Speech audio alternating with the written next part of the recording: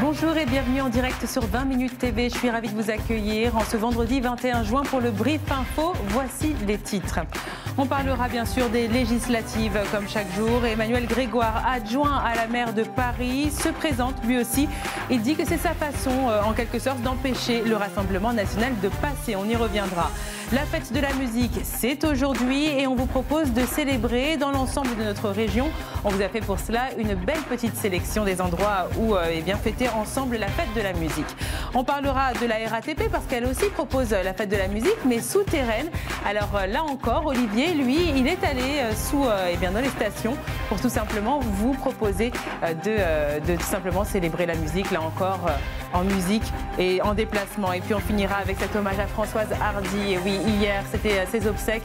De nombreuses célébrités étaient présentes et nous aussi, on a souhaité lui faire un petit hommage. Vous êtes dans le Brief Info, merci d'être là.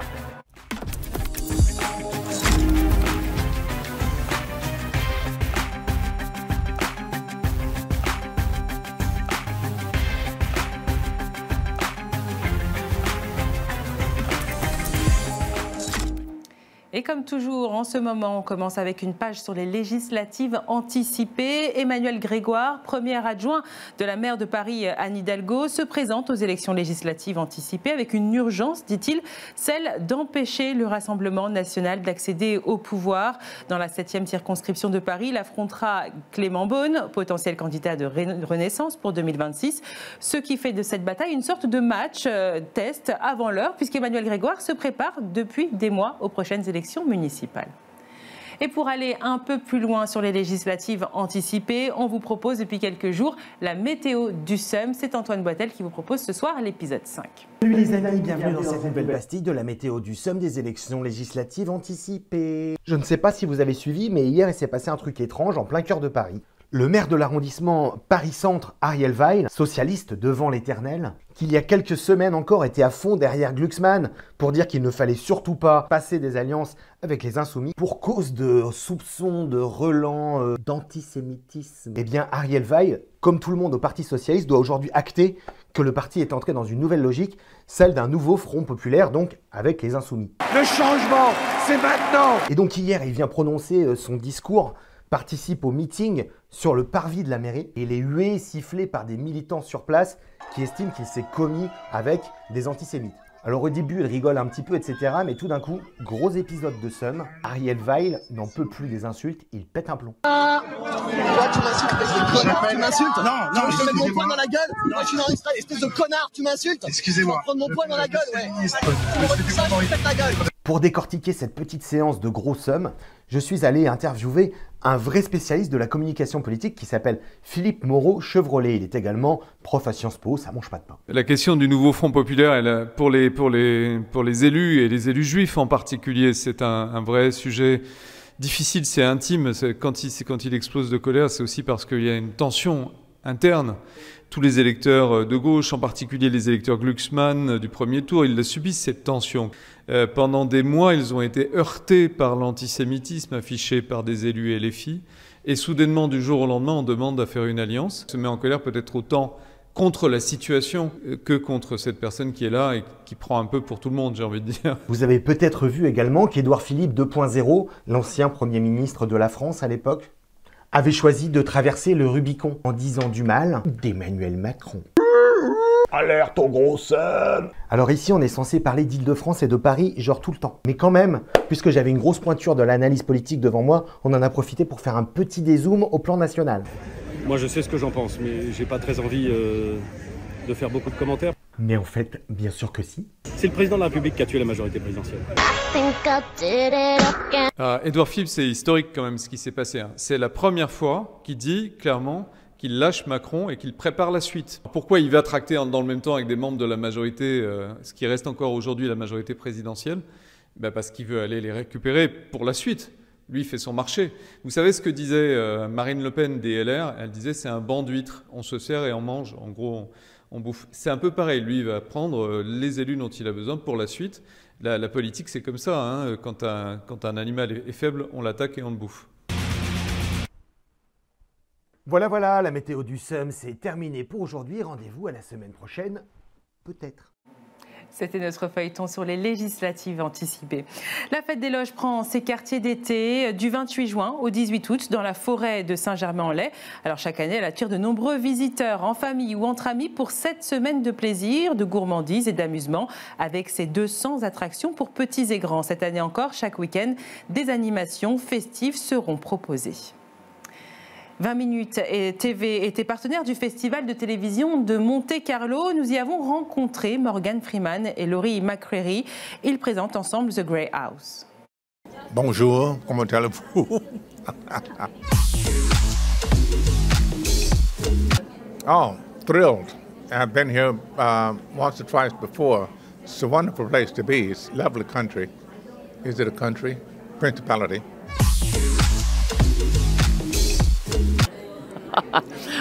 Did you know that there was a spy ring that helped win the Civil War in America, that helped the Union win against the Confederacy?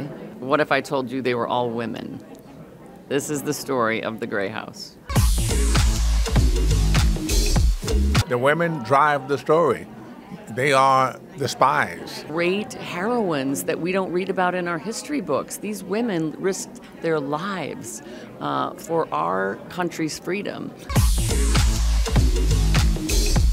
Yes, big action, big love story, spy story, intrigue. I think you will be on the edge of your seat until the very last hour. We have so many great actresses, and especially Amethyst Davis, who plays Mary Jane.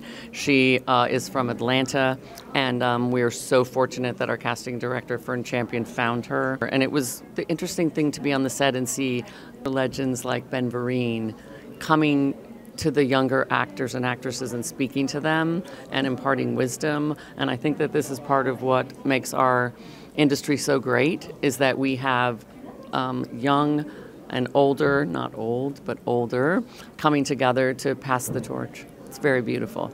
If I meet a kid and he says, I want to be an actor, I say, correction. You are an actor. If that's what you want, that's what you have to be. So if you want to be one, you go ahead and be one. A few words in French. Yeah. Bonjour. Bonjour, comment allez-vous? Je ne suis français, mais je peux le parler un peu, c'est tout. Thank you.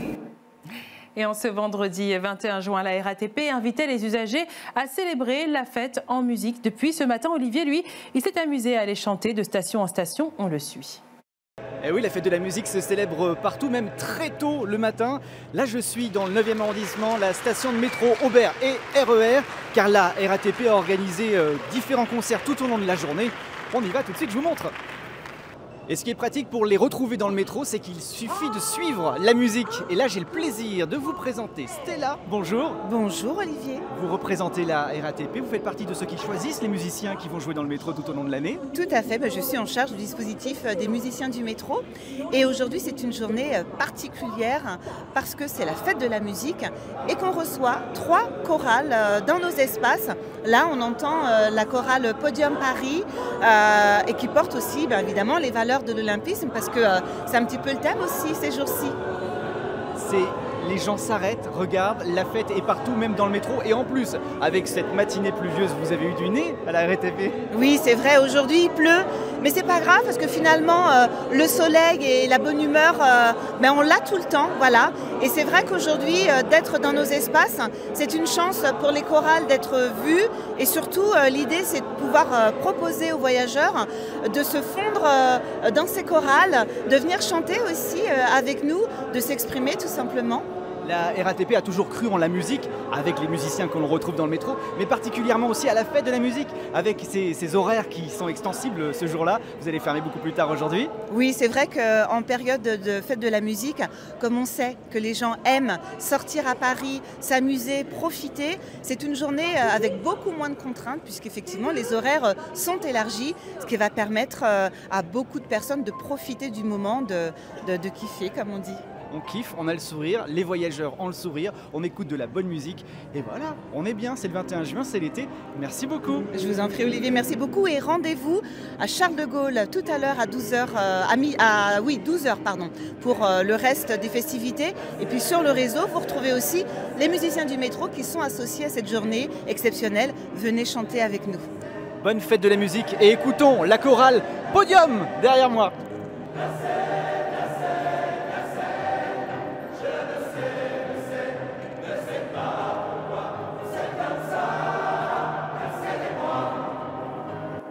Et si vous aussi vous avez envie de célébrer la fête de la musique ce soir, Ludo, notre chroniqueur musical, vous a fait une petite sélection des événements. La fête de la musique souffle sa 42e bougie cette année et comme pour chaque édition, vous pourrez retrouver de nombreux événements à Paris et dans toute l'Île-de-France. L'Olympia propose une soirée totalement gratuite dès 20h avec un concert unique regroupant Yamé, Luigi, Jamie XX et le groupe électro français Justice. Il ne faudra pas arriver en retard pour espérer obtenir un billet, mais le jeu peut en valoir la chandelle avec une si belle affiche.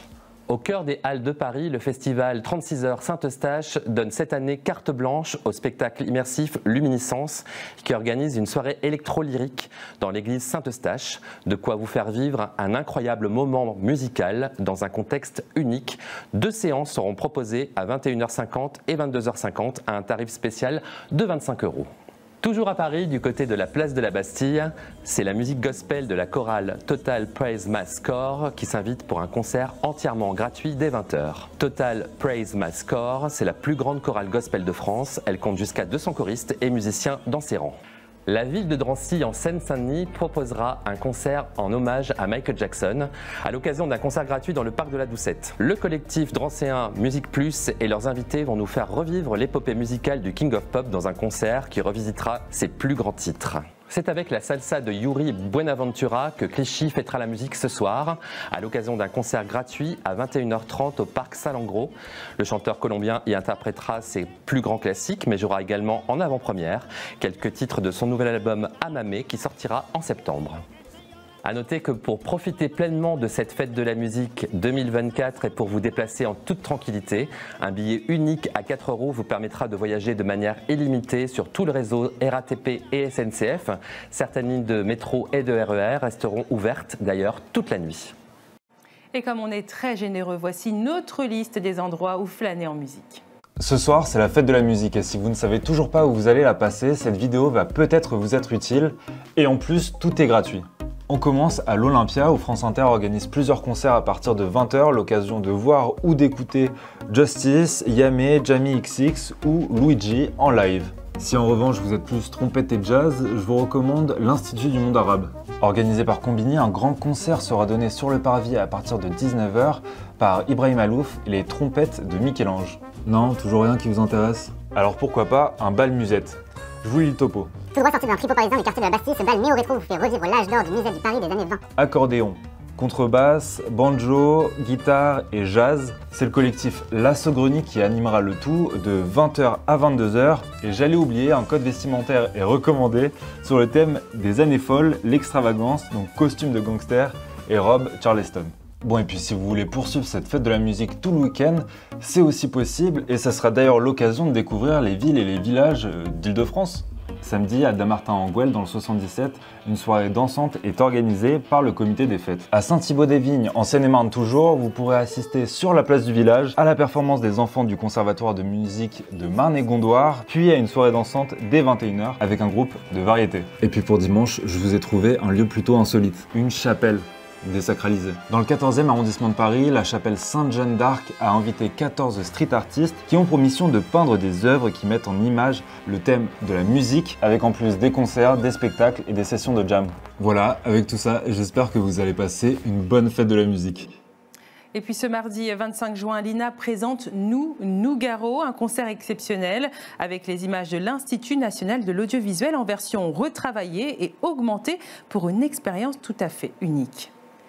Enfin, hier, les obsèques d'une légende française ont eu lieu à Paris. De nombreuses personnalités étaient présentes pour dire un dernier au revoir à Françoise Hardy. Nous aussi, nous avons également souhaité lui faire un dernier hommage.